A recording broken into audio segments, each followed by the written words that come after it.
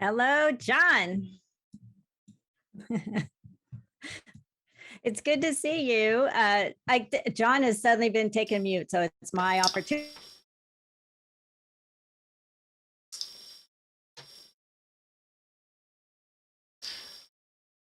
I think Chris just froze up, so I'll jump in from here. My name is John Haber. I'm the Field Services Director for the California Preservation Foundation. I wanted to welcome you all to today's program entitled An Introduction to Landscape Photography.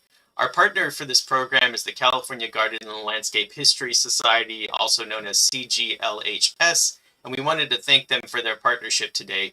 Today's program will be an hour and a half in length, and we're going to encourage you to actively use the Q&A button to ask your questions, and also let us know where you're from in the chat box. The chat box is where we like to socialize and network with other people in the room, and we encourage you to use that as well. So let us know where you're from in the chat box, and we're going to start here momentarily. Chris, I see you're back on. Do you have anything to add to that? I think that was a great beginning. Immediately I froze, but welcome to everybody. We want to thank our sponsors.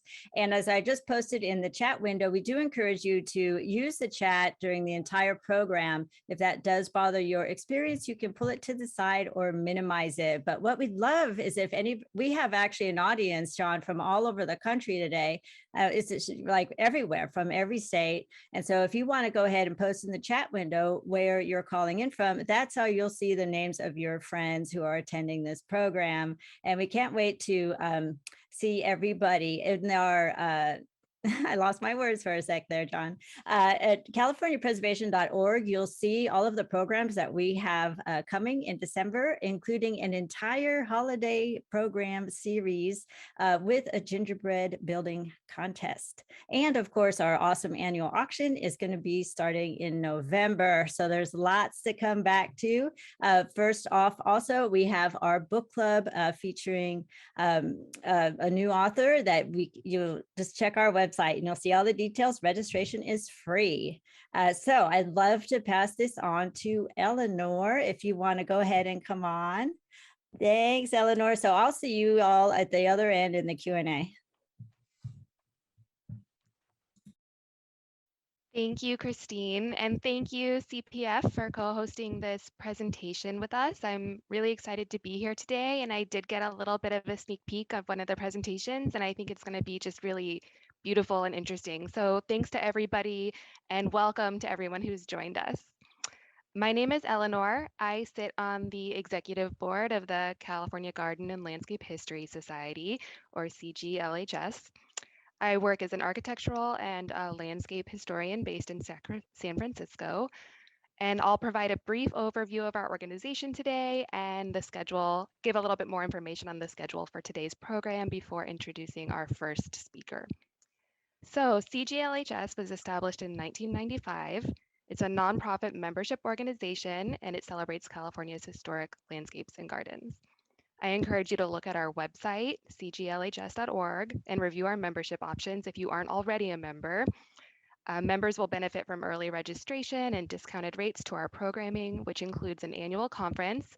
And our conference next year in 2022 will focus on the history of the Los Angeles River. So I think that's going to be a really interesting one. Members also receive copies of our quarterly journal, Eden. Our 2021 winter edition was just published and should be arriving in members' mailboxes this week. So today's program will extend for approximately 90 minutes, as John said, with each speaker talking between 20 and 25 minutes. The first speaker is photographer Millicent Harvey, and she'll be followed by photographer Stephen Schaefer. Sometimes Millicent goes by Missy, and sometimes Stephen Schaefer goes by Shafe. I'm going to try and use their full names today, although sometimes I accidentally revert to the nicknames. So with that, let me introduce Millicent. Millicent is presenting first. She's a commercial and a fine arts photographer based in Palm Springs, California, with more than 3 decades of experience. Her clients include landscape architects, landscape-related companies, architects, and local and national publications. Most recently, Millicent's images were published in a monograph called Visible, Invisible, The Landscape Works of Reed Hilderbrand, and her work was featured in the monograph Hawker, 2005 to 2020 Landscapes, showcasing the landscape architecture of David Hawker in Dallas, Texas. And with that, I'm going to go ahead and hand it over. Hi, Millicent. Hi, can everyone, you can hear me okay? Yep, loud and Okay. clear. I'm going to share my screen. This, wait a minute, hold on here, sorry. Okay, can everybody see that? Looks good. Okay, great. So I'm just going to start. Good afternoon, everyone. My name is Millicent Harvey. First, I want to thank all from CGLHS and CPF who organized the talk today on the introduction to landscape photography. Today, I will discuss learnings that have shaped my photography, some technical considerations of photography that I have found helpful to improve my skills as a landscape photographer. I will share 2 historical gardens. And lastly, I will share an 8-year project on the smoke tree that grows in the desert washes in and around my home in Palm Springs, California. My beginnings in photography were fine art based, and some of my early images were of architecture and landscape. I then worked as a portrait photographer for many years and found my way back to landscape photography, which is where my emotions, instincts, and interests lie. For the last 12 years, my sole focus has been landscape photography, photographing mostly for landscape architects, publications, and doing personal projects. Most of my work is for clients who are designing outdoor spaces that are not only beautiful, but enhance our well-being. My job is to showcase that feeling and make images that bring out their design considerations. I learned early on that photography for me is about a felt connection between the subject and the photographer. The added dimension that I find in photographing landscape is about the photographic elements that I am inspired by and drawn to naturally and can all culminate together in one image. Those elements are shadow, light, atmosphere, shape, form, texture, and storytelling. I see landscape in general as calming, hopeful, taking a breather from the more chaotic aspects of life. I see landscape design in this way as well, spaces that are beautiful, uplifting, and inspiring. Photographers develop a vocabulary to tell a story about the subject.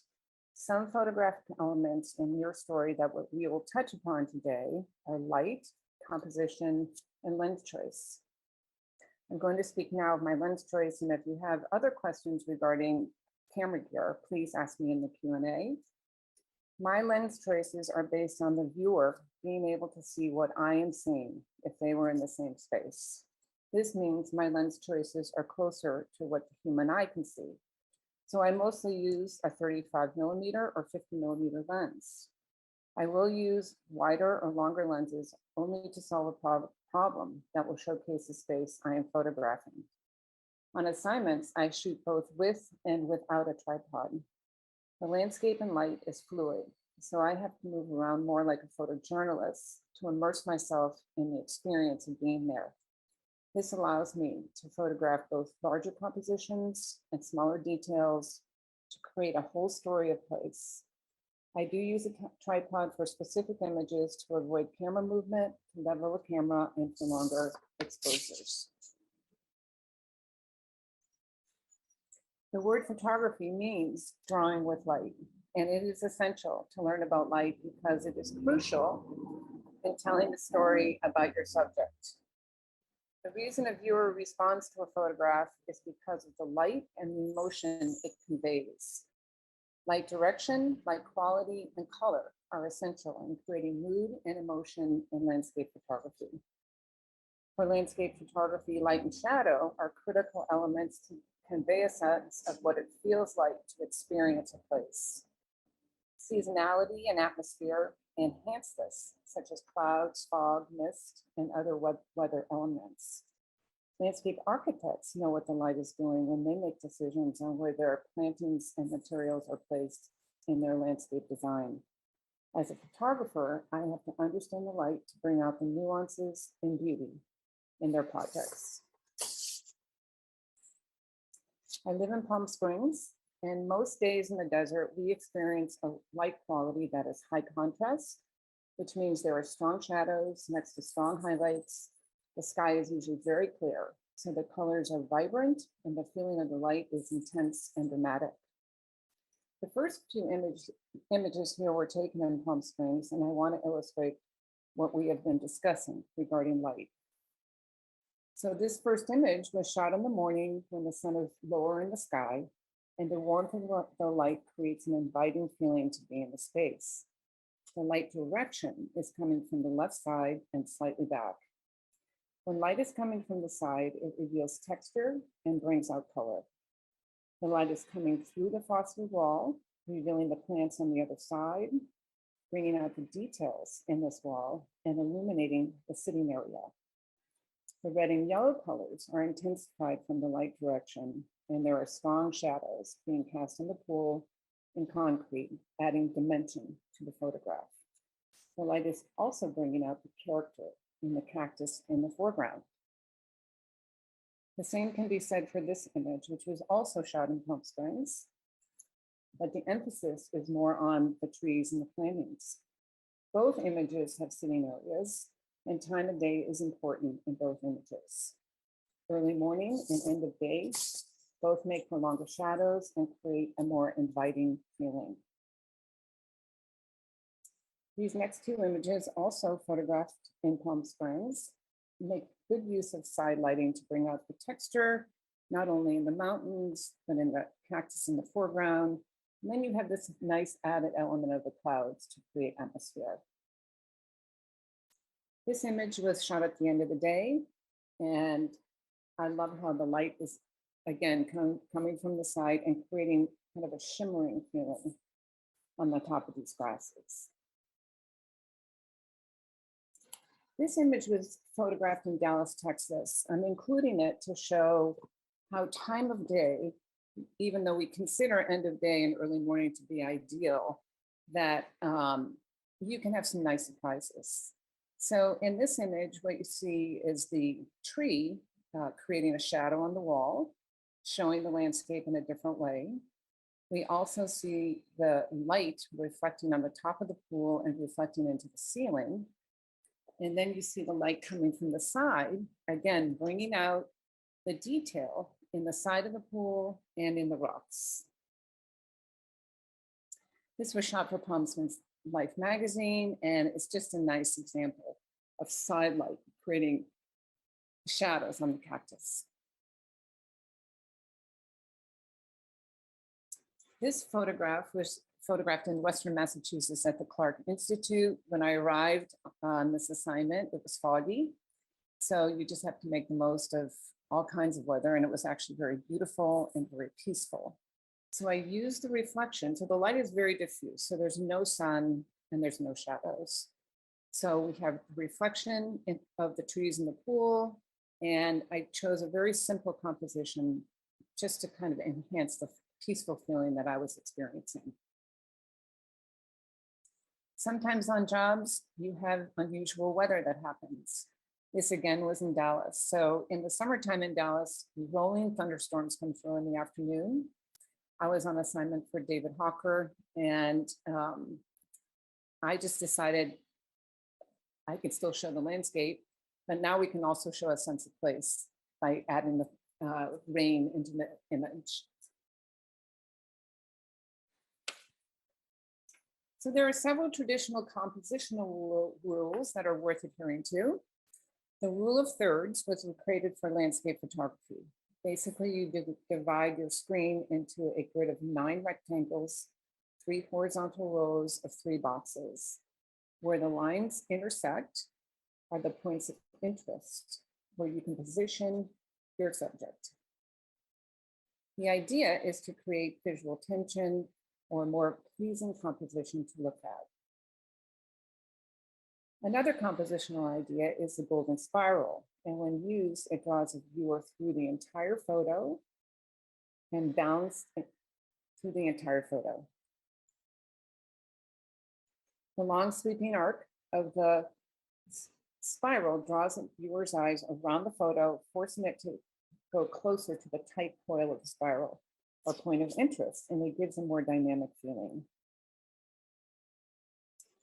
So this is a compositional technique like using layers. So in the foreground, we have the tables that are spiral shaped. In the middle, we have, you can see these rectangular blue bridges along with the green of the landscape. And in the background, you have the buildings. So your eye is going from one to the other. This was photographed up at the Huntington Gardens. And if you've ever been to their desert garden there, you'll know that it's abundant with cactus. And it almost feels like they're engulfing you. So I chose to use a compositional idea called filling the frame. In addition, you see the side light coming in, bringing out the texture in the cactus. On the left-hand side, I'm using a compositional technique called leading lines. Leading lines take your eye into the photograph. So you can see it with the benches on the right-hand side and with the skateboarders. Leading lines are used a lot in landscape photography. If you think of rivers and hiking paths and mountain ridges, you'll see it often. On the right-hand side, I am actually on top of a parking garage photographing down, and I needed to show this beautiful detail in the sidewalk for the landscape architect. So I waited until some people came through, and the image looks better with the shadows in it, just creating more dimension. And this is converging lines. I was just looking up at this tree. I thought it was so beautiful. So it's just the idea of taking your eyes like up into the heavens. So I included this image because I really like it, but also this is an idea of a subject being right in the center of the frame, which is considered a no-no, but I think anything goes. And I think if it works, then that's the point. So I've had the pleasure of photographing some beautiful landscape designs. Two historical sites are the Donnell Garden in Sonoma, California, and the Hendry House in Pasadena, California. In 2016, the Cultural Foundation asked me if I would like to photograph for the TCLF's landslide program on the landscape architecture of Lawrence Halpin. The landslide program asked photographers across the country to participate in photographing Halpin's work, which culminated in a traveling exhibition. Landscape architect Thomas Church and Lawrence Halpin designed the Donnell Garden in Sonoma, and it is considered a modernist icon and one of the best preserved examples of its time, both the home and the garden. What the garden is famous for is its abstracted forms and its representation of modern California living that transitions from indoor to outdoor living. It's also known for the kidney-shaped pool that you see here and its Adeline Kent sculpture. So compositionally, I'm again using foreground of the pool. You see the hedges and sort of the middle ground and the landscape in the distance. So when you're standing on the ground next to this pool, you do not see the landscape in the distance. So I found a way to get on the roof of the pool. And when I saw this, I thought, that's the image. And in addition, it's early morning. You can see the lights coming from the side, creating long shadows, and there's a warmth to the light. This property is literally engulfed with these gorgeous oak trees. So when I photographed it, I wanted to create that feeling. The design of this property was using a lot of spirals and circles. This is the indoor-outdoor feeling.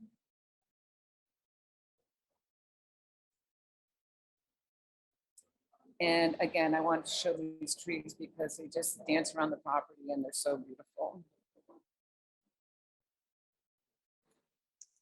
The second project is the Hendry House in Pasadena, California.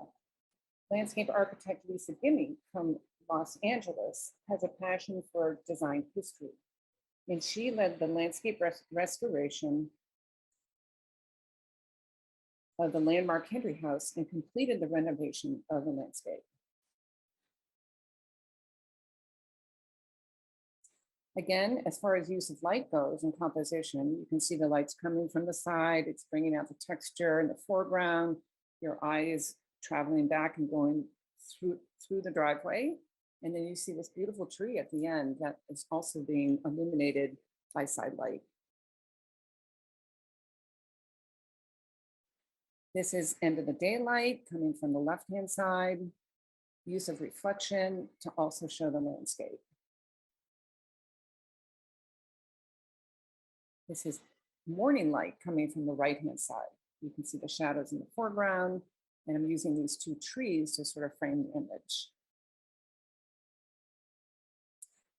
I was asked to go back to photograph the lighting that Lisa did, and it was really gorgeous. I particularly love when you walk around the property, the light is coming through the leaves and creating these beautiful shadows in the foreground. So when I moved to Palm Springs, I was immediately fascinated by the diverse trees and plants, which were all new to me. A friend pointed out the smoke tree, and I was intrigued. So I went to a museum and historical society. Well, I discovered that the smoke tree was a favorite subject for the plein air painters. And from the early 1900s till today, so much so the artists formed the smoke tree school of painting. The smoke trees were depicted so beautifully in the paintings with their ethereal gray blue color that I became curious about photographing them. Smoke tree colonies thrive in the desert washes. They are extremely drought tolerant and can thrive in extreme sunlight. So if you're driving by a desert wash, this is what you see. You see the trees in the wash. They don't look like much. They almost look like shrubs. And so many people don't take notice of them. So I followed my curiosity and I went exploring into the desert washes. From a distance, the smoke tree looks like its name, ethereal grayish color resembling puffs of smoke. It has thousands of tiny slender spines that are actually harsh and thorny, but from a distance they appear soft and ephemeral. So one afternoon, I ventured in to the desert wash called Araby in Palm Springs. And as I approached the smoke tree grove, I was stunned and intrigued by what I saw, the luminosity, color variation, and their lyrical grace. While I have photographed smoke trees in various places, Araby Wash has the most beautiful grove of smoke trees that were brought to life in this magical setting. Desert light, shadow, sand, wind, all working off each other against the beautiful San Jacinto mountain range and creating a sense of awe. So when I would go out and photograph, which I did often, and it was over a period of 8 years, at first I was just getting to know these trees. And so I would often photograph them very close because I was just amazed by how beautiful they were and are. One of the challenging things about processing the files for these images is the blue-gray color. It was very hard to match. It took quite a bit of time. A good example of atmosphere, a storm was about to come in, a ray of light came through and just illuminated the smoke trees and brings out all this texture in the sand in the foreground. This is the journal. Eden is the quarterly journal for CGLHS, and Stephen Keelan, the editor, did a wonderful article where he interviewed me and wrote this wonderful article on the smoke trees. Thank you, Stephen, if you're listening. Again, I was fascinated by the color in the smoke trees, so compositionally, I just wanted to come in close and show that. There's all different shapes and sizes of these trees, and this is a real old one. Light's coming from the back, it's creating an ephemeral feeling, bringing out the texture in the tree. So for much of the year, the smoke trees remain fairly plain with subtle seasonal changes. By the time the end of May comes, tiny buds appear that quickly change into the most beautiful display of deep, intense indigo blue flowers. This close-up, you can really see the color with a little bit of orange red. Again, compositionally, I'm interested. I actually saw this with camera and I thought it looked like a painting and I wanted to photograph it like that. End of day light, the light's a little bit warmer. It's coming from the side. Again, filling the frame with the tree. In 2014, the whole floor of the desert, we had terrible drought, the whole floor of the desert cracked, but it was also beautiful. And it was a good way to show how hardy these trees are because it's still in bloom. They have a very long taproot. When the bloom starts to fall, it creates this gorgeous bed of flowers on the ground. This is my last image. It's one of my favorite, taken in the early morning. And I feel like it really shows the beauty in the smoke tree, just by the way the light is coming from the side and the back, really bringing out the texture. So I want to thank you all for coming today, and I hope you enjoyed my talk. Thanks so much. Thank you very much, Millicent. Those were beautiful photographs. Thank you for sharing. We will have time for questions for Millicent at the end of the hour, so we hope you stick around and you are thinking of the questions you'd like to ask her. At this moment, I'd like to invite our second speaker, Stephen Schaefer, and I'll briefly introduce him for everybody that's here. Stephen Schaefer, he specializes in architectural photography, but he also does landscape architectural photography. He's done a number of HABs, Hair, and Health survey, and most recently, he's been the photographer for the 2021 best-selling book, Preserving Los Angeles, which CPF has recently done a program on if you'd like to check out our YouTube channel to watch more on that book. He's completed over 100 4x5 and 5x7 archival large format photography surveys for the SOI standards for documentation.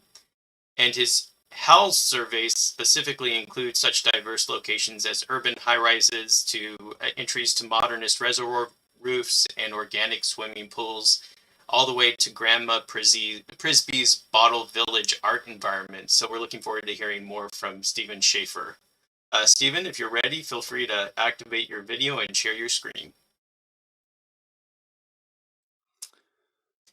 Okay, can you hear me, John? And am I on screen? I think so. Yes, we see you. No? Yeah. Okay, perfect. All right.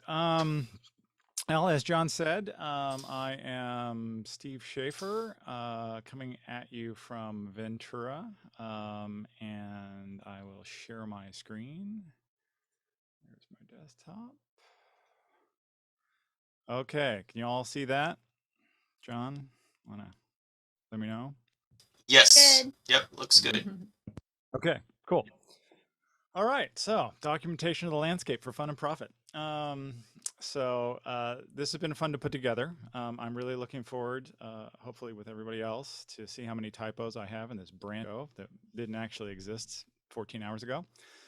But here we go.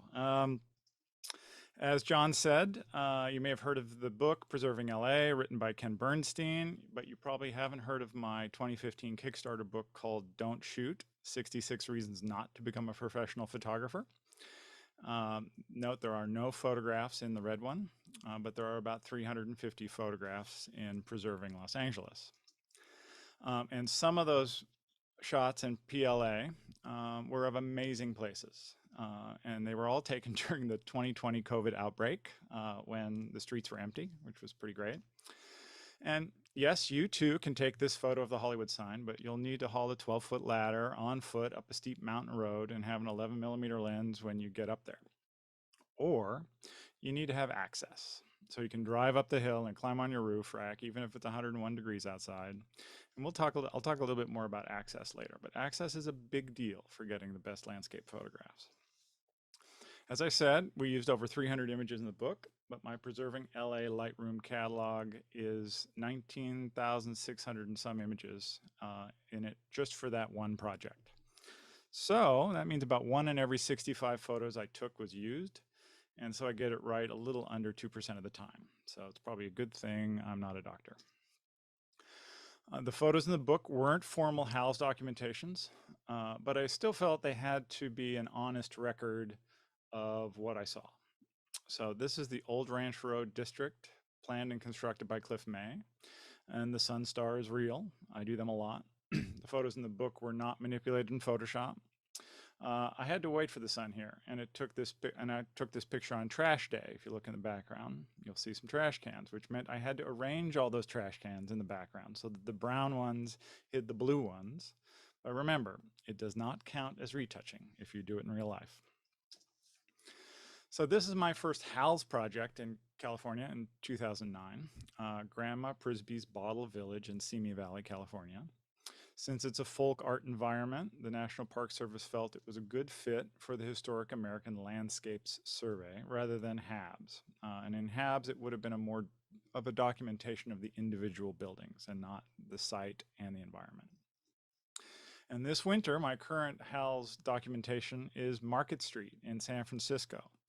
Now, both these projects may not be what you think of as a formal landscape photography or even what you think of as beautiful photographs, but you also have to consider that I am photographing the history of a landscape as well as the beauty of a landscape and trying to tell a story. So most of my photographs are not seen in isolation, they are seen as a sequence. So I grabbed a couple slides here from my HABs deck just as a quick refresher.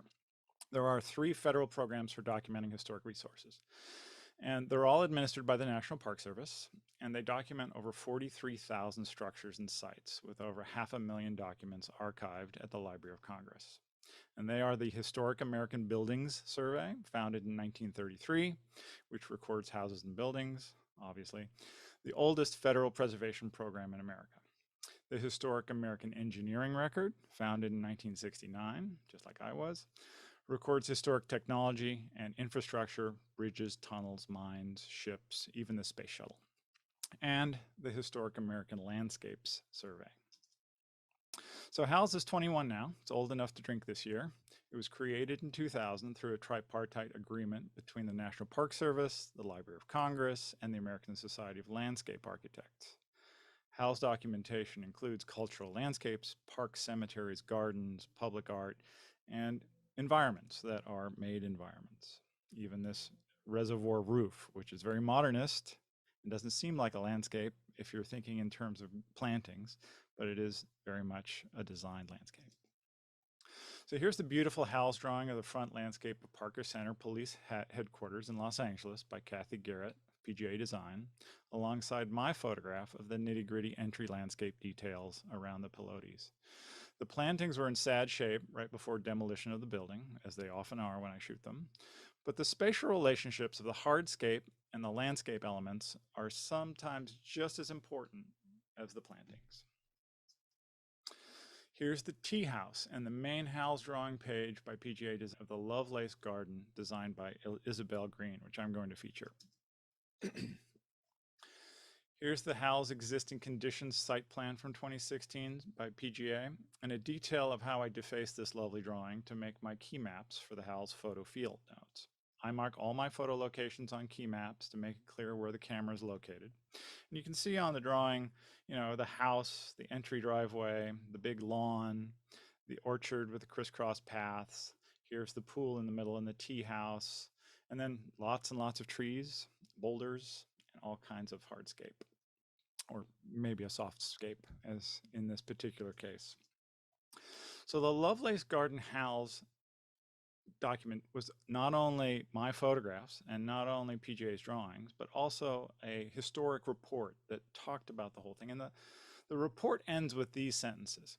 In the mid-20th century, Roberto Burle Marx, a modern master of the regional garden, defined regionalism as the shaping of the natural topography into a work of art. In the work of Isabel Green, who was influenced by Marx, this was best expressed in her statement, "It is my love affair with this land that shapes the tiny patches of earth entrusted to my design." So my process is about telling a story with my photographs. And I'm going to take you on a very quick tour of the 28 photo HAL survey as it weaves through the garden. If my documentation photos are successful, then even in black and white and only with 28 photographs, you'll have an understanding of the context and the main elements of the garden when I'm done. You can imagine this is a really big, amazing place with lots and lots of features, and I'm having to distill it down to 28 photos that make sense. All right, here we go. Here's the driveway, the parking court, the entry sequence with the house in the background. You start to see boulders and ivy, big oak trees. And I'm okay with a car there because it really gives you scale and you understand where it is. I've moved the car now. Front facade of the house. This house is designed by George Washington Smith. Some more formal plantings on this side. Up above the parking court, you have all these boulders with the house in the background. Sycamore trees, fir trees. Oblique front facade entry of the house. Path around the front of the house to the right, hardscape, softscape. Here's the rear facade. Now I'm standing in the meadow looking back at the house. Here's the two-story wing. Some of the more formal plantings are happening right up against the house, and then it starts to get much more regionalist and organic. Here's the rear wing further back in the meadow, and the dining terrace is over to the right. Detail of the dining terrace on the east side of the house, big oak tree above. Here's the view from inside the house from the dining room out to the dining terrace. You can start to see all the oak trees in the background, and further out there you'll get to the pool, which you can't see in this photograph. Here's the east side of the house, opposite those two double doors, which we're looking out on the dining terrace. This is really the opposite view of the last one. The big overarching oak trees, dining terrace is behind the bushes, and then there's a pergola peeking in at the right. Here's the east door and that timber pergola from underneath, detail. Here's an overview of the pergola from further back, give you the full context of that. And all of these photographs can be downloaded for free, and they're all in the public domain. Meadow at the rear of the house with the oxalis growing in the meadow. And we'll talk about that a little more. Here's the oak tree in the parched meadow. Slightly different view. South end of the meadow, at the other end, viewing back at the house. Footpath south of that meadow going down. You can see those two little chairs up in the middle. I don't know if that'll read on a low-res screen, but those two chairs in the previous photograph are at the end of that little tiny lighted space. Here's the orchard area between the oak trees. You start to see the orchard is a very loose interpretation of an orchard. Lots of nasturtiums and very naturalistic. Boulders east of the orchard, a little seating area out there. Boulders along the property line, very naturalistic, lots of different plant materials, or extensive plant lists in the HABS report. Here's the steel gate and the pathway to the tea house and the pool. Here's the DG pathways through the ivy into the tea house and the pool. You can sort of see the tea house back there, that dark spot, and the pool if you know what you're looking for. Here's the context of the tea house with its deck, and the swimming pool is in the background. Kind of hard to understand as a black and white because of the dappled light. Here's an overview of the tea house, looking the opposite direction. Here's the naturalistic swimming pool with tea house in the background in that dark area. Lots of boulders. Swimming pool overview, looking the other way. Again, pretty difficult to comprehend in black and white because of the dappled light. Lights coming through the oak trees up above. Swimming pool from the tea house deck. Now the lights change. We have a much more flat light, and it makes things a lot easier to understand. I'll talk a little bit more about that. And you can see the deck in the foreground is very important because it really sort of starts to explain the spatial relationships. And then that's it. Those are 28 archival black and white negatives that will last over 500 years. And these color images of every single view that you just saw were also transmitted to the Library of Congress along with the report and the drawings. So hopefully you have a basic understanding of the garden now. Was I successful in telling the story of that garden? Do you have a little bit of a clue, considering I didn't have 100 notes to name that tune? So let me know in the chat or in the questions at the end. So now back to that oak in that parched meadow. So here's the color view. This was documented in May of 2016, and we included mention of the severe drought in our report and the captions. And then this color image was also included in the deliverable and the book. The notes and the captions for this image read, "These photos of the oxalis-filled meadow were made in January 2017 after a series of rainstorms." As we were working on the report, went back up there. So timing is everything with gardens and landscapes, and Missy alluded to that. Time was our friend, because no sooner had we completed and transmitted the records to the Library of Congress when the January 2018 Montecito mudslides destroyed the entire garden. So here's the pool again. I can't hear you, but I'm guessing there's a collective moan and groan out there. So it's very naturalistic at this stage. And here's the tea house with its deck completely submerged. I'm happy to report everything has been restored using the HALS documentation as the baseline, and it is all back in order, to my understanding. I need to go back up and reshoot. So the mudslide's not in the book, but you can download this book, look at it online for free, or download the digital version for free if you want, so that you can actually, really dig into those and read the whole report, which was a pretty fantastic read.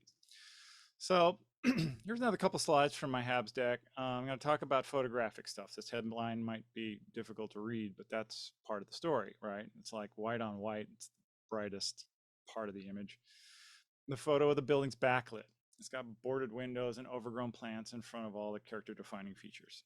So you need to really know your subject and your light and prep for better documentation. So we cut down those bushes in front. We took all the windows off. We had the bushes removed, and I do not recommend removing shrubs in your landscapes because no good will come of that. But look at the windows and the textures in the paint, the contrast. The sky isn't the brightest thing in the photo anymore, and waiting for the right time really is essential for good photography. This is January, about 9 o'clock in the morning. Look at the texture on the rocks in the background. Same building. This is 12:30 p.m. Look at the rocks in the background. Totally flat, no definition. In this case, it's good light for the building facade, but terrible for the landscape. So, knowing what you're concentrating on in the best light definitely helps. Beware of what I call Bambi light. When the light is so modeled that the scene is hard to comprehend. There's too many lights, too many darks. It's great for cartoon deer fawns, but it's bad for photography. Now, sometimes Bambi light can be fixed by turning around 180 degrees, but only if you have a big enough landscape. Not that this is much better, but at least it makes sense visually, because where does your eye go? Your eye goes usually to the point of highest contrast or the brightest part of the image.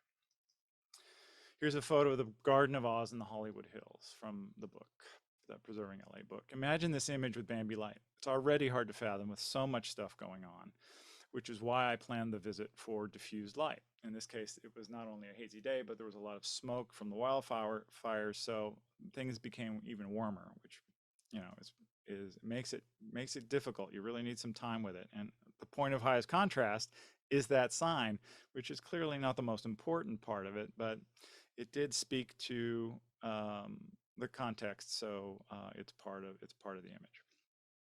Here's Filoli in Woodside, California. What do you think about this shot? Well, I think it's okay. I think it's nice, in air quotes. It's got some pros and cons. This was a beautiful fall day, and I had access. And what I mean by access is I had access after Filoli closed. So no tourists, no meat puppets. It's after closing. I don't have to get out of anybody's way. But here's all my cons, right? I have some dead plants at the bottom foreground. I have grass stains out there, and I have this mystery limb coming over from the left-hand side. I have a crooked light down in the right-hand corner, which I might be able to analog Photoshop straight with my hand, but the leaning tower's leaning a little bit. There's some big patches of dark shadow circled. I got this lonely chair over on the right-hand side where that arrow is that needs to move into the shot. I have a big head shadow at the bottom coming in, and then I've got the photographer shadow, the tog at the bottom. That's no bueno. So a lot of those things are fixable in Photoshop. Not necessarily my jam, but what is not fixable is it's pretty boring light because it's over my shoulder, just like George Eastman used to say, hey, look, put the light over your shoulder and your foreground will be lit. But this is the scene, same scene, at a 90-degree angle with raking side light from the sun across that pond, somewhere in the next 5 minutes. And this is what the pond looks like from the other side. This is all within about 15 minutes of that first photograph, right? So sun's coming in, I've got all these great side lights on those trees in the background, raking light across the building. I'm seeing the texture in the brick from this angle. And I'm aware of keeping my shadow, which is hard to get in a shot like this, back front lit, but I'm aware of, you know, the plant materials and the quality of the foreground and things like that. And then this is behind me in that first shot over the hedge that was casting that annoying shadow at the bottom of the first picture. And there's that sun star. So I tend to have the sun in the background of my photos, creating this side light a lot. So this is sort of the end of the show. If I have a little time, I could go into some just basic camera ideas and tips, maybe for 4 minutes. So how do you guys feel about that? That's sort of, that was the non-technical part of it. I'll go on. So this is for Dennis Hill. He always asked me, you must have a nice camera. Everybody always wants to know about the gear. I was a Nikon shooter for 30 years and recently traded in all my Nikon gear to switch to Canon mirrorless a couple of years ago. I currently use a Canon R5 and a Canon R and a Fuji X H1. I use Canon tilt shift lenses and wide angle zooms. I don't own a lens longer than 120 millimeters, but I own 4 tripods. And there is a polarizer mounted on every lens I own. Now those Filoli shots, to Missy's credit, hey, I did all of those without a tripod. I was shooting handheld, but most of my work is on a tripod. So we've had a debate over the last few decades, prime or zoom. I think the debate's relatively over. I mean, unless you're the kind of portrait photographer that knows they like that look of a 100 millimeter lens and that's what they want to shoot with, or 85, or zooms are now just as sharp and just as bright and relatively expensive as all of the prime lenses that are found within them. So if I were to buy a 16, a 20, a 28, a 24, and a 35, or a 16 to 35 zoom, I'd have a lot less glass in my case with a zoom lens, and the quality of the zoom and the sharpness, the definition is probably just as good because of the technology now. So I would recommend that you have one zoom that zooms from wide to wider and one that zooms from normal to telephoto. So, what I mean by that is maybe 16 to 35, and then another one that's 24 to 70 or 24 to 120. So the landscape photographers I know are methodical and use a tripod because they're usually doing these long exposure sunsets and things like that. And I also do. I am a wide angle junkie. This is just personal preference. And I noticed Missy's got her preferences. So that's cool. I mean, we've done this long enough that we sort of have gravitated to our, our lens mojo. And 75% of my photos are taken with wide or super wide angle lenses. And I use a polarizing filter on 99% of the photographs I take. That square polarizing filter will unclip from my 4x5 camera and clip onto my Fuji back and forth, so I can use it to match exposures and match the scene. And I want to give you some examples. So this is McKinley Park in Sacramento, Hal's documentation. This is 9:30 in the morning in June. It's already too late for this photograph to be a great photograph. But I'm going to swap back and forth here. So this is the same shot with a polarizer. I'm going to go back, look at all those highlights on all those leaves. So polarizer isn't necessarily just about darkening the sky. It's taking away all that reflection, the trees in the background. It's making this photograph almost acceptable. It's definitely acceptable enough as a document of the rose garden, even if it's not as pretty as Missy's shots for a book. And I usually need to shoot all day instead of taking an 8-hour lunch in the middle. You know, so if I got up at dawn and shot for a couple of hours and then I shot at sunset for a couple of hours, I would never get any Hal's work done. So this has helped a little bit with the polarizer. I'm also using a GPS receiver. So if you see those 2 little dots on the left-hand side, I have a GPS receiver on my camera. Every time it takes a shot, it burns into the metadata, the GPS location where I am within about a 15-foot radius. Those 2 dots are the same. I'm in the same spot. So it's not perfectly accurate. And but it's taking that last photo. That's the rose garden from the top. And so when I'm mapping out my photographs, I already know exactly where the digital shot was done. Here's where the polarizer turned off. Yeah, I'm going to turn the polarizer on here in this next shot. You'll see the sky get darker, but look at the red in the building. So most people know about that sky, and that's what polarizers do. But there are so many reflections everywhere that, I mean, most of the time our polarizer is improving things, and you can always turn it off or unscrew it if you have to. Here's an exposure. These 2 exposures, this one and the next one, are exactly the same. The only difference is a polarizer between that and that. And see, the building doesn't change at all. So even on a sunset, if you're facing the right direction, it can be dramatic. And then again with the Sunstar, here I am. But I think this reflection looks better when it isn't removed. So here it is with full polarizer, and then here it is without. And I really like those palm trees in the water. So sometimes you want that level, and that's the beauty of the polarizer. You get to really adapt it. You can't retouch the things a polarizer does. You can make the sky a little darker, but you can't add and subtract reflections in Photoshop, nor would I want to. So, and lastly, never underestimate the value of access. It took 3 years trying to get into the Kaufman House to take this photo at dawn, but I got it. And the time spent getting access is worth it for the fraction of a second it takes to get the exposure. Actually, this was probably 20 seconds, but you know, who's counting? And access. There are only 2 ways to get to the roof of the Pacific Telephone and Telegraph Building in San Francisco and shoot the eagle sculptures. One of them is under cover of night through a manhole cover and up the stairs, and the other is up the elevator with permission and a key. And that's the end. So thank you very much. Hope to answer a lot of questions.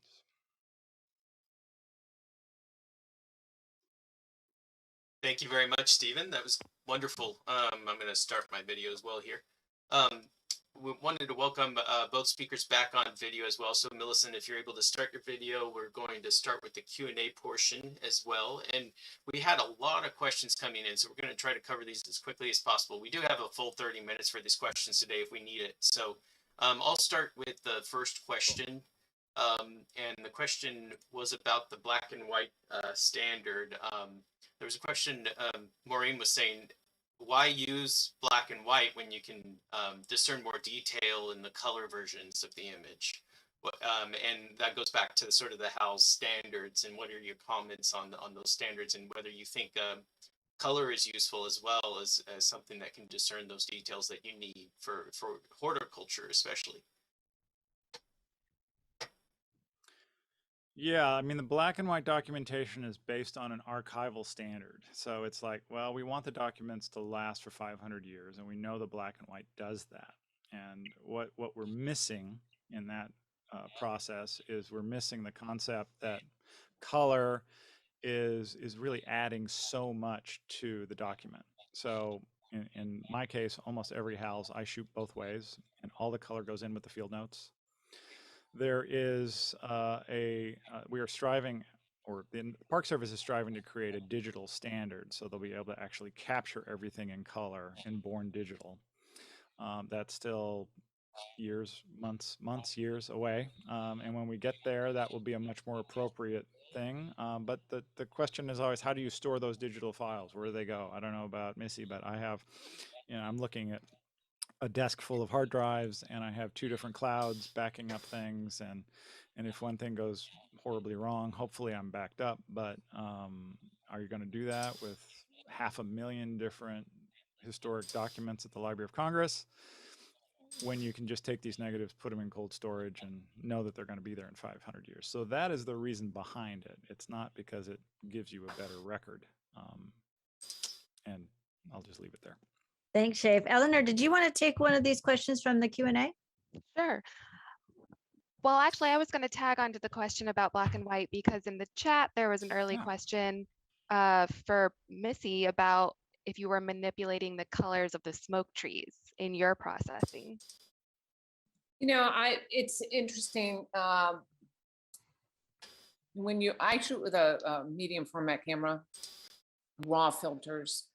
So when you process not raw filter, raw file, when you're processing raw files, they're inherently a little bit flat. So you have to just do general tweaking to them. So loosen the contrast a little bit, but as far as the color goes, you'd be amazed if you were standing next to one of these smoke trees. I try to get it as close as possible to what I'm seeing. And I think I mentioned in my talk, the blue-gray color in the smoke trees is a really unusual color to process. And it took me quite a bit of time to, even like bringing home a little branch of a smoke tree, like I was really wanted to get it so accurate.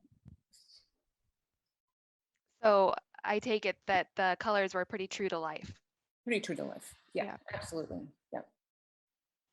It's incredible. Well, there were a lot of actually questions about the post-processing, and there were quite a few questions about HALs.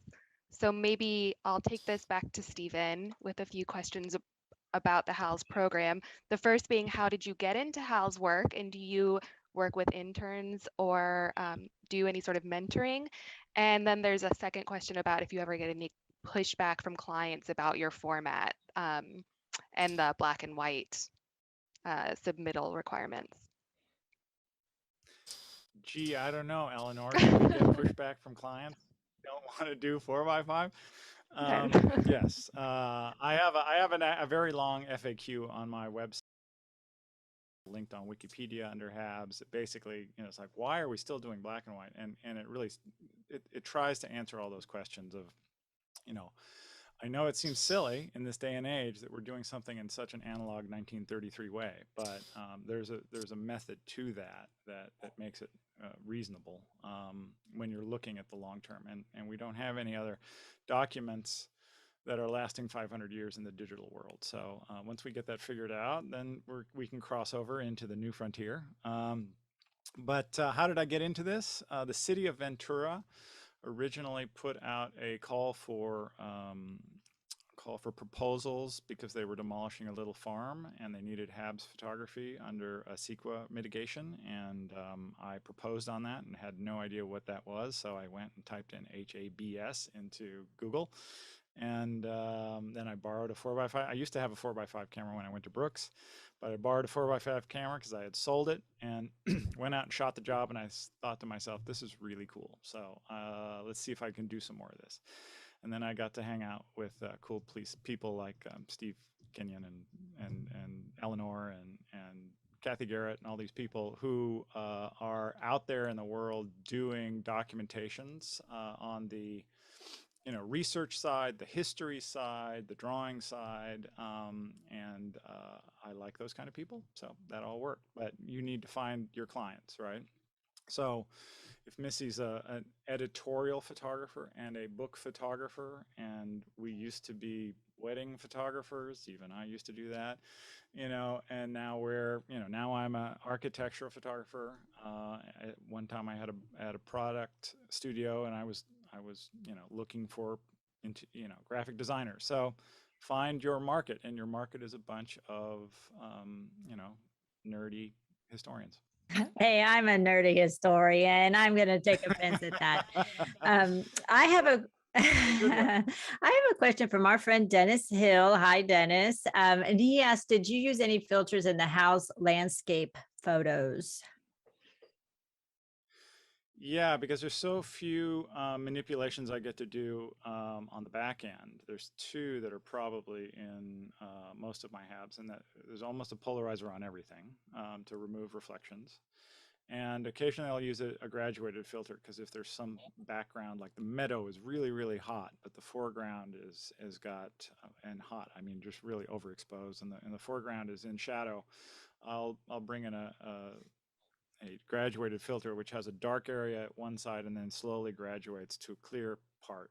And it's so easy to do in Lightroom, it's so easy to do in Photoshop, but if you have to end up with delivering a negative that's perfect that you can't retouch, which is all of those photos that you saw in black and white, there's also an honesty factor to that, right? And I want to get as much meat on that bone on that negative as possible. So yeah, there's a couple of filters I use on a regular basis, which is graduates and almost always a polarizer. And we had one question in the chat. Is that a Lee system of polarizers? It's now currently a Benrose system because, you know, things change. I have a whole drawer full of Lees if you want to buy them from me. I'm curious about Missy. Do you use a polarizer and how often? Rarely. Ah, see? And I'm an addict, so. Well, on the topic of sort of processing, we have a question from Andrea about digital images. How much post-processing do you both apply, and do you ever composite images?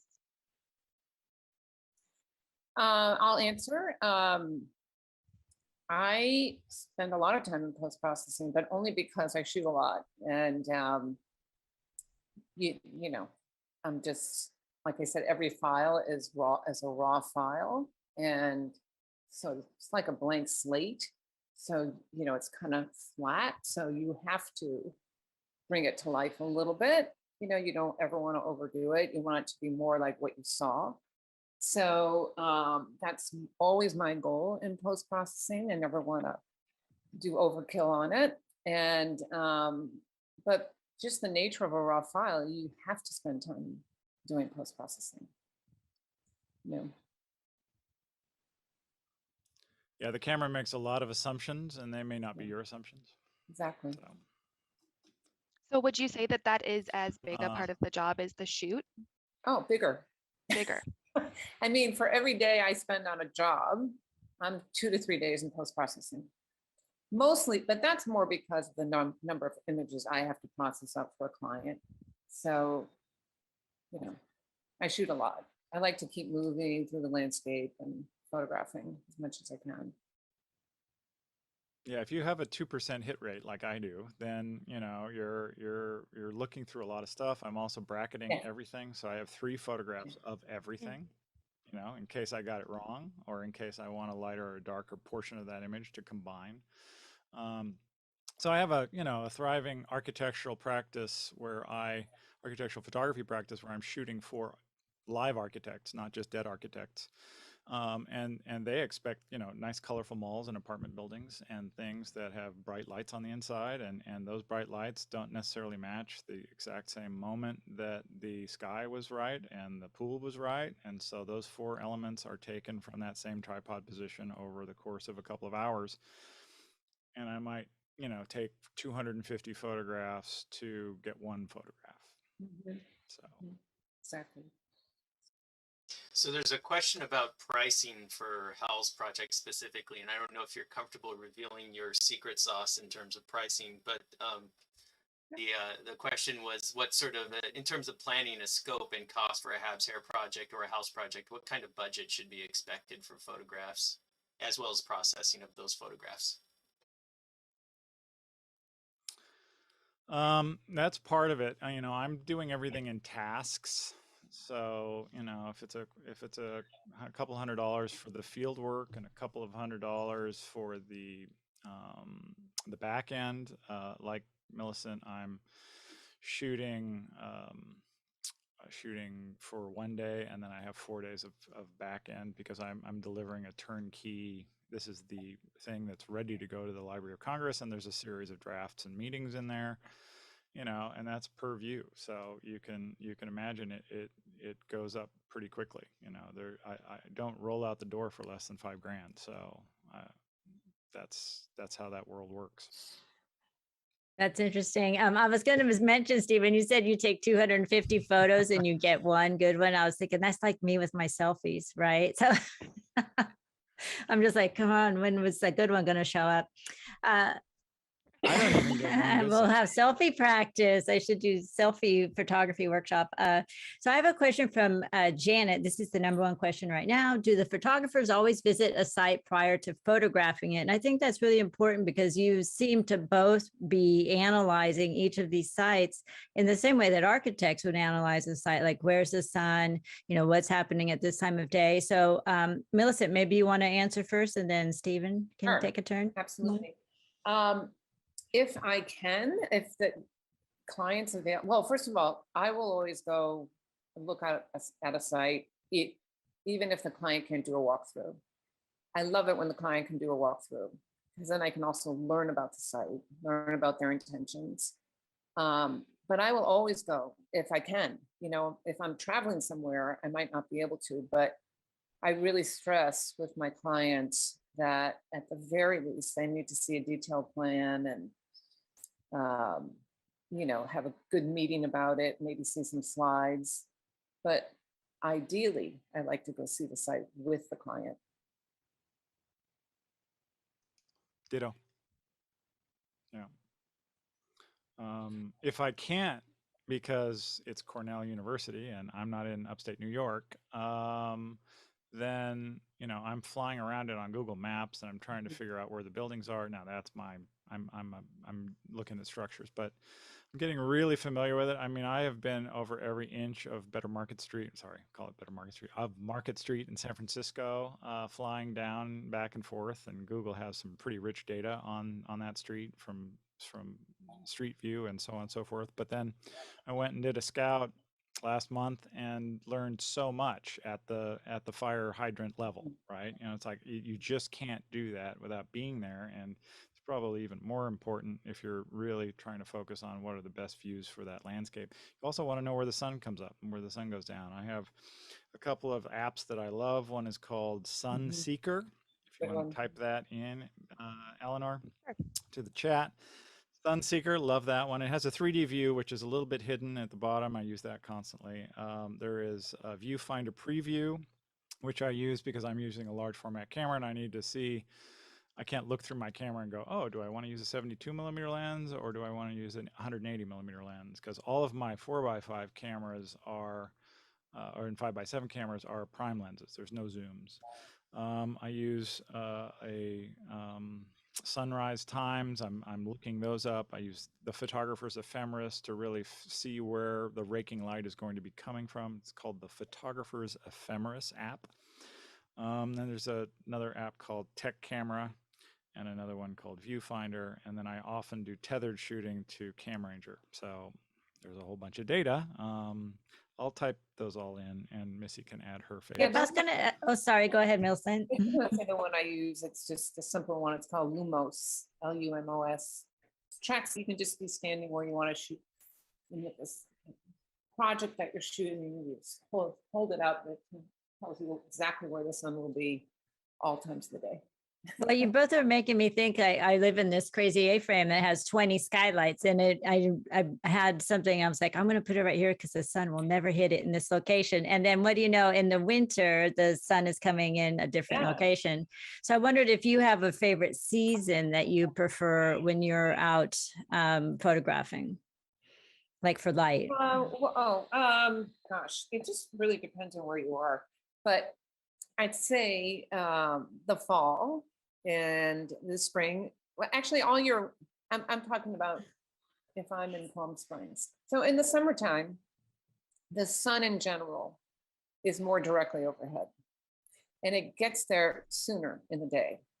So you can still get some nice early morning and late afternoon shots, but you're also going to have what I call blob shadows around noontime. So when the sun is in the fall and in the winter, it just gets lower in the sky. So it's not above your head.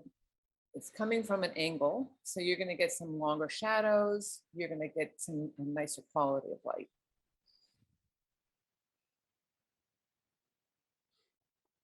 Well, Misty, when we were sort of talking before this, we began discussing some of the more problematic sites that you've visited, where you've showed up and there's been some sort of, catastrophe that it has made it hard to shoot that day.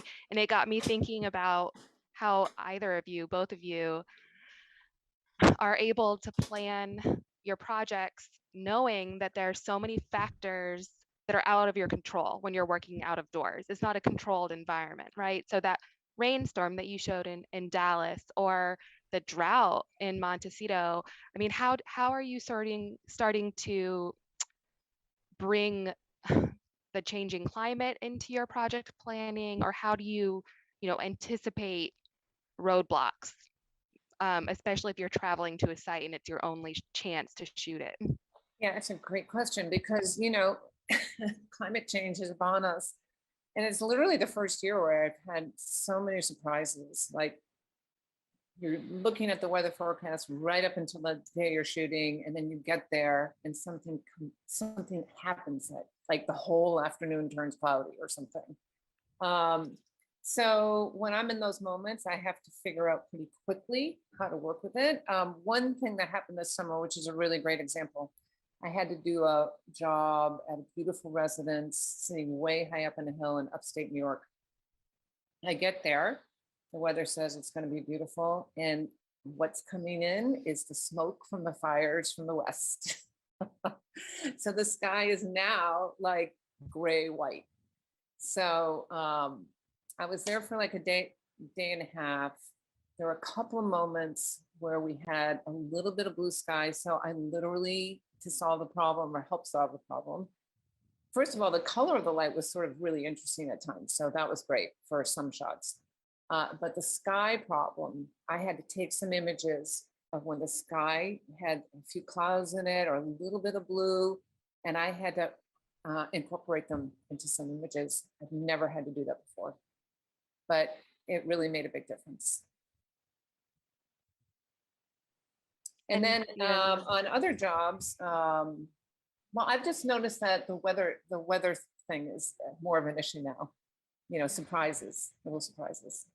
But otherwise, you just work with it. You just have to adapt or wait. Maybe the sun will come out at some point. But I just try to keep shooting and see if there's other ways to shoot the landscape. As one thing. Well, and that worked out really well for that rainstorm, I thought. Well, the rainstorm was great. So I always feel like, each place has its own kind of weather. And if it's going to add to showing the landscape and give you really a sense of place, like that happens in Dallas, they have afternoon thunderstorms. So it's really a part of the character of the place too.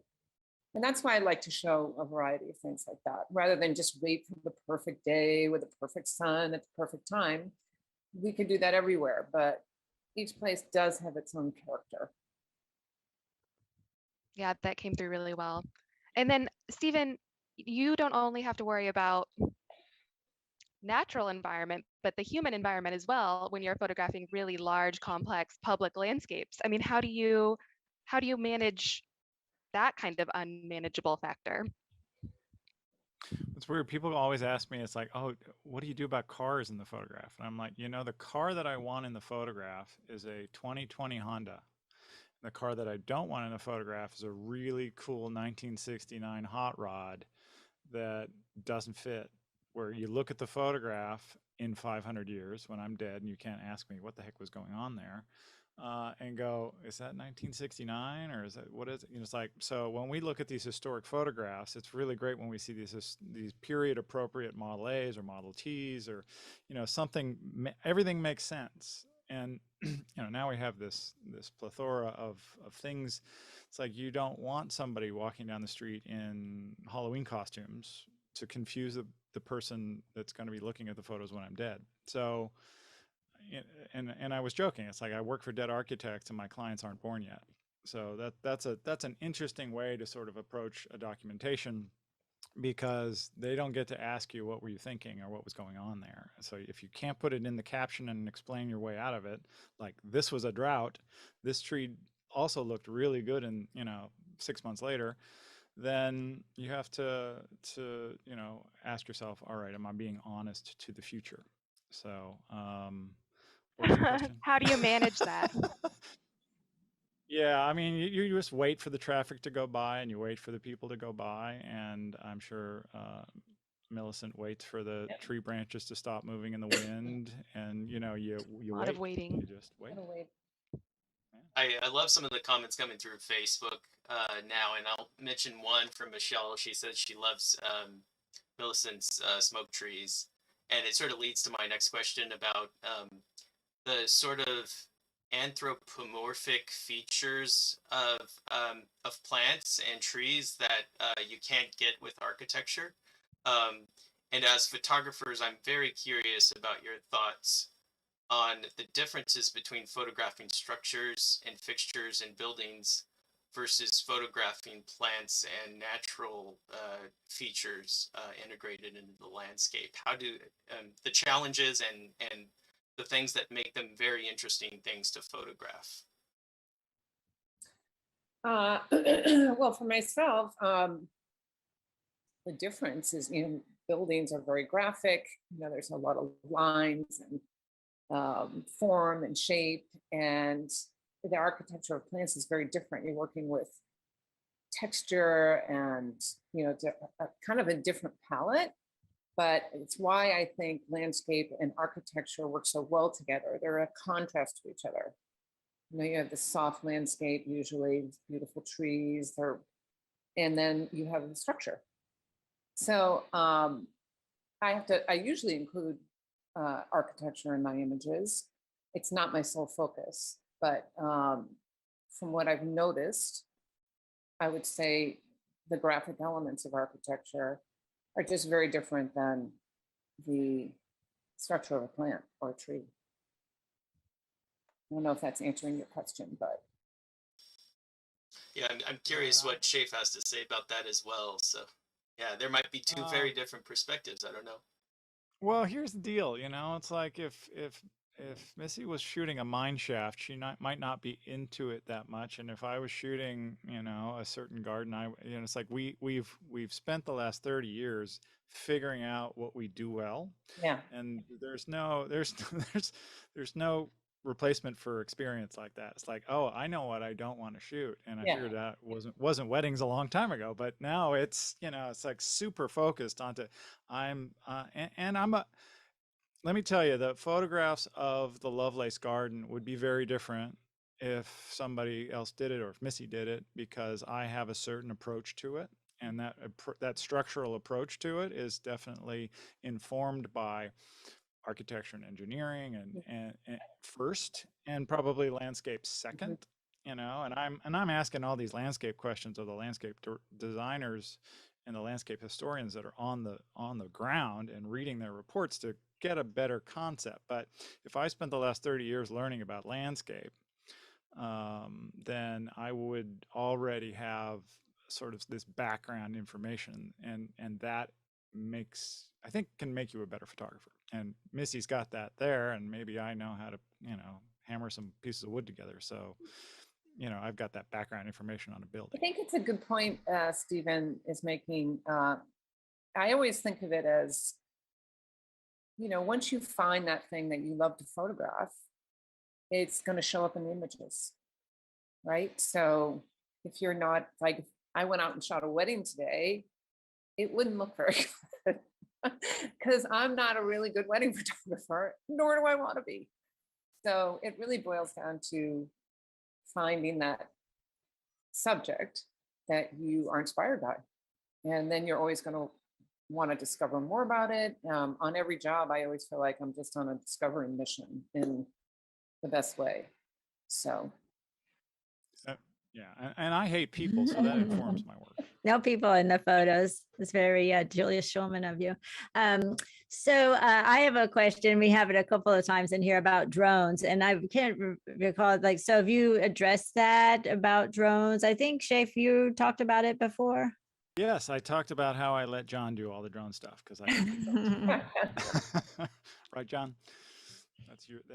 I will add one thing that the technology hasn't advanced to the point where it will ever replace HAL's survey. I mean, it's just the nature of a drone photograph, which is taken from a very far vantage point and a much lower resolution. You know, as you know, the reason HAL's is using 4x5 and 5x7 sort of film formats is because it's a much higher quality and resolution than you would get from a digital image, at least as of now. And it's also archival. So, and the other thing about drone images is they're great for larger landscapes and for identifying features within that landscape. But to really hone in on those individual, very the minutia that you find in some of these landscapes, the individual fixtures, the plants, all the things that are that a drone cannot capture, you really need more of a macro level approach. So that's what I'll say about drones myself. But I don't know if the photographers here have anything else to say. I mean, for instance, that Hollywood sign shot that I showed, it's like, well, yeah, if you could fly a drone around the Hollywood sign, which technically you're not supposed to, you could get that shot without standing on top of your truck. But and so there's definitely instances when that works. And that shot was 4 inches wide in a book, or maybe it was 8 inches wide. I don't know. So that's all it had to be. Right, and that book is kind of archival. It's in a library. It's in many libraries. So there's a lot of ways we can justify that. But yeah, the actual the federal government's documentation of its lost heritage, you want to do that as well as you can and not cut any corners. Yeah, and I have a drone. I have my drone license. I haven't flown it in over a year, but I have used it on a few jobs, and you know, it's very specific. It's for its use because the landscape looks the best from the ground. It just does. But if a landscape architect has created this grid or a pattern, something that they really need to see from above, it's great for that use. It's kind of great for that second floor shot, you know, where you can't quite get your ladder high enough. But you don't want to be too high because you don't want to be seeing the top of roofs unless they're really cool. So it's very, I just find it's very specific. Yeah, I'm doing an aerial photo shoot next week or in 2 weeks. You know, I'll be in a helicopter at $1,300 an hour for the pilot and the helicopter shooting a canal. So that is how you get a 5x7 camera up in the air and shoot big pieces of black and white film. Still, it's not super efficient, but it lasts forever. So I just never was into drones, and frankly, I was never into video. And all of my cameras now do video. So you know, it's what you're good at. I did want to show everybody, this is that little GPS receiver that slides onto the hot shoe of my camera. I put the product number in the chat, and this is the same receiver that Nikon made, which used to slide onto my Nikon before I sold it. I kept the receiver because they're hard to find. And yeah, they have 15-foot accuracy, but if you're wandering through a forest or a campus and you want to remember where you took that photograph, Lightroom will instantly bring it up on a map. Oh. So that's super handy. Yeah. We use that too from the nerdy historian perspective. It's helpful in doing site survey, even if it's not a formal documentation project. We have a question here in the Q&A about recommendations for a beginner photographer. Is there a camera or a lens that you would recommend? Honestly, there's so many out there. I haven't been researching them myself, but I think I've got an yeah, answer. good. Stephen. I always recommend the $1,000 kit at Costco Oh, because it gets you into a certain price range, and usually there's a box of Canon and a box of Nikon, and you just go with the one which color, you know, of the box you like is that best. like the Rebel? And The you can't- Rebel? Yeah, you can't go wrong. It's either the Rebel or it's, you know, it's a APS-C. I mean, if you're starting out, that puts you into the entire ecosystem, and then you just start buying better glass, right? But you know, you don't want a $200 camera because it's just it's going to get frustrating very, very quickly if you're serious Sure. about it. But, 2 lenses and a camera and a strap and a bag for $1,000 or for $699 at Costco, that's your first 4 years of camera. Doesn't And matter just what stick it is. with a name, good name That's what I brands, tell you know? And large format Canon or Nikon or- large format cameras have never been cheaper. I think so. If you're looking to get into film, No, like, the hipsters are eBay's- driving the price back up. Like I'm chasing hipsters on eBay. It's not fun anymore. So. They know the quality. So we're going to start wrapping it up, but I wanted to ask both of you, we could start with you, Shaif, if you have a favorite landscape or building in Los Angeles or California that you would suggest people visit. And then Millicent, you can answer the same question. Gosh, I don't know. I'm doing a Visit or deep- photograph? I don't know, maybe both. Maybe both. Yeah. Well, there's some cool large scale documentations I've done. Obviously, the Ahwahnee and all of that Yosemite stuff, and then I spent a week at Asilomar shooting the Warnke buildings for the National Register, and that's when I buzzed up to Filoli and started that documentation, which is going to be a little bit of a dive over the years because it's a volunteer project.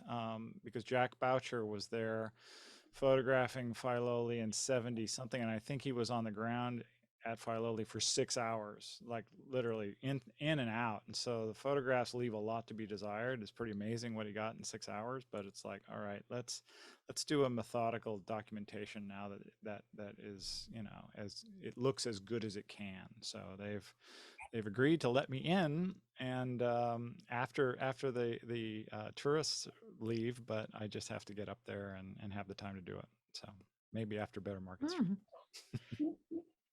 And Millicent, how about you? I don't, I'm not as focused on architecture, so I Mhm. can't think of anything off the top of my head. But as far as landscape goes, if people are, depending on where they live around where I live, any of these places, Joshua Tree National Park, the Big Morongo Preserve, Whitewater, Idlewild, Indian Canyons are all beautiful to explore landscape photography. Oh, wonderful. I wanted to tell you, Shaif, that I used to work with Jack Boucher in Washington, D.C. in the early 90s. I He's know, a I really remember. amazing guy. Well, I wanted to, Eleanor, do you want to let us know how to find your organization? Sure. Thank you, Shaif and Missy, both of you, you. for Yeah. donating your time and interests and Sure. skills to today's This discussion. is really great. This one, Okay. this is Thank a you. really fun one. It was, and I enjoyed both of your presentations so much. Even if I'd already seen some of those landscapes, like I'd seen those smoke trees so many times, and I'd never seen them like this. So thank you again. And you can find CGLHS on our website, cglhs.org. And you can also find us on Facebook. And this year we did start an Instagram and a LinkedIn account. They're growing, but please visit us there if you can find us. And check out our membership options. I just want to underscore that again. We are a membership organization. We really rely on membership donations and participation to keep going. And we've had a really good year full of lots of different programs. So I would love to see that grow in the next year. We have one final program coming up this year.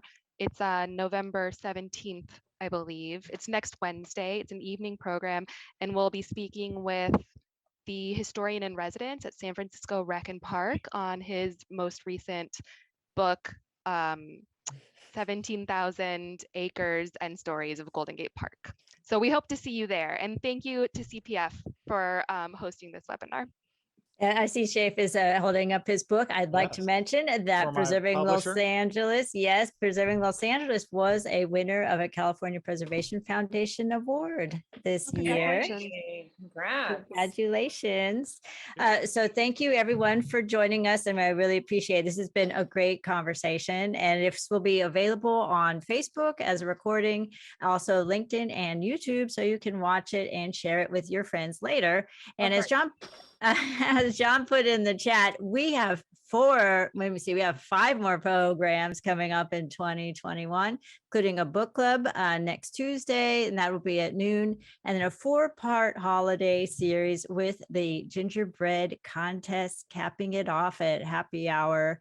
So you can find all of the information at californiapreservation.org, and please do consider joining and donating.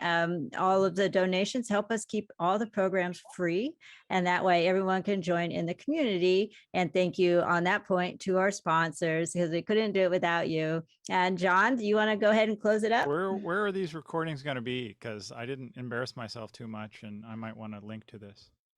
On Facebook. Facebook, LinkedIn, Okay. And YouTube. And I think we'll have a Oh, link cool, to yeah. it from our website as well. And it just so happens 2 minutes ago our website was not down, but it's not. It's now down for some reason. So I have to. My next job is to figure out what the heck is going on with that. But I wanted to thank everybody for your time today. As Chris mentioned, we do have some programs coming up. I'm really excited about the Gingerbread Building Challenge. So just wanted to remind everybody in the room today, if you are interested or already planning on building a gingerbread house this year, try to think of building a gingerbread house out of a historic building. So you can choose a Frank Lloyd Wright, you can choose a Bernard Maybach, you can choose a Julia Morgan if you want. You can choose an A-frame. You can choose an A-frame. That's too easy. And the winner will receive a special gift from CPF. So we will announce the winner of the contest on the 14th of December, and we have an auction coming up. So we hope you'll look at our annual auction. So that's that. And even though the evaluation form is down now, we will email you later with the link to let us know how we did today. I wanted to thank the CGLHS with for their partnership today and for their involvement in this program. It turned out to be a great program. Thank you all. Thank you guys for all your help too. That was great. Yeah, this was fantastic. Great job. Bye, All right, everyone. thank you. Thanks. Bye. Great, everyone. Take